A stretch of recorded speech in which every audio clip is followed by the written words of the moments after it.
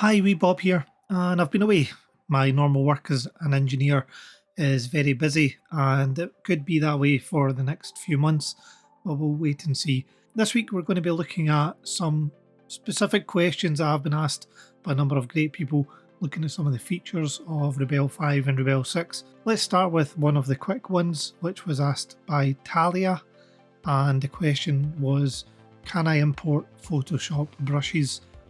The short answer from what I have found in Google and in the Escape Motions community is no. I did try this myself with some Dave Greco brushes that I used to use in Photoshop, some that I made myself, and all I'm getting is this error dialog box as shown.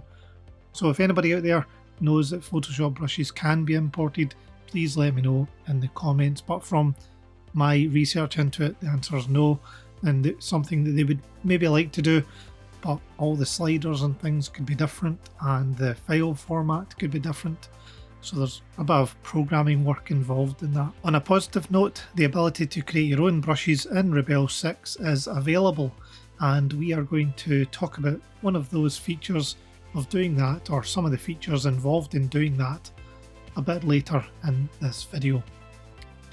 The second question I had was around colour management, and this was to do with when you start up a drawing, you'll see this little box at the bottom that talks about your colour profile and the colour management that's going to be taking place. Now, this video I cannot get into a great depth on this subject because I'm still studying it further. Colour management is really around the physical printing of your work, or how your work will appear on other people's screens. But this is difficult to determine unless you know the other person has calibrated their screen to one of the standards, to the same way that you've calibrated your screen. Perhaps they've got the exact same make and model, but there's always slight differences between all hardware, printers, etc. And the purpose of colour management is to really try and help you reproduce what you've done on the screen. But we have some tools available to us in Rebelle 6. So we have this gamut warning, and what this warning means, you can see in this red colour that appears when you print your work. The colour with the gamut warning, when printed, is not going to print that colour. It's not going to be recreated exactly as you have painted it on the screen, and this can be quite disappointing when you get to printing.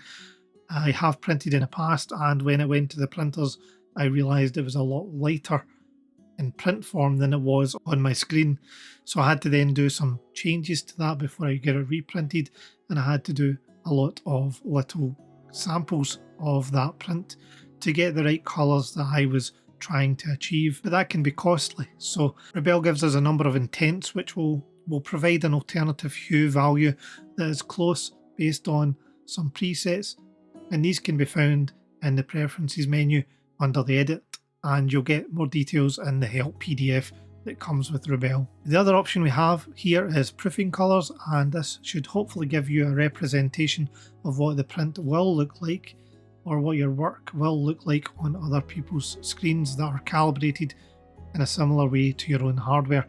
As you can see, proofing on, proofing off, you can see there's a difference based on the gamut warning that I have received and then the intent that I've chosen.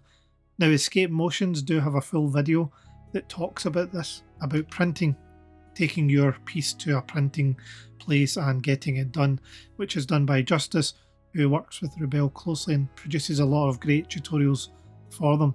I will leave a link in the description to that specific video on their YouTube channel. So let's move on to a question from Latifa about continuous patterns. Now, as you can see from the question and my response, I'm not entirely sure what is being asked, but I've decided to do some experimenting to hopefully answer generally how we can achieve patterns in Rebelle 6. So we could get a pattern JPEG and import it into Rebelle 6. Now, the one I've got here is from Canva, and there's some affiliate links in the description. If you wish to use them, it would help my channel out. We can use a JPEG or a PNG file from Canva, or just from Google search on images, or from Pexels, for example. And we can then make a stencil from it, which we can get some nice effects from that stencil. And we could use this in all sorts of manners of card making. Like I've said to you before, my mum makes cards, and this I think would be something that she could potentially use as part of her process. The question could be referring to a continuous brush pattern, which we can try to achieve using the brush creator. So let me talk you through that process. And first step is we duplicate a brush preset and we can rename our brush. We can then create a shape that we want to repeat and put a selection box around it. I chose to make this selection the grain as shown. Initially we don't get a pattern effect, but we can lower the scale, which is one method to get the results shown. If we change the grain to tiled, we can then get more of the effect I was trying to achieve, but when we lift the pen off the paper and put the pen back on the paper, there will be an offset, and it might not be the exact result you were looking for, or it might be exactly what you're trying to achieve. If we deselect the random start offset, we can get a uniform application of the pattern, as illustrated, even when lifting the pen off the canvas and then back on again.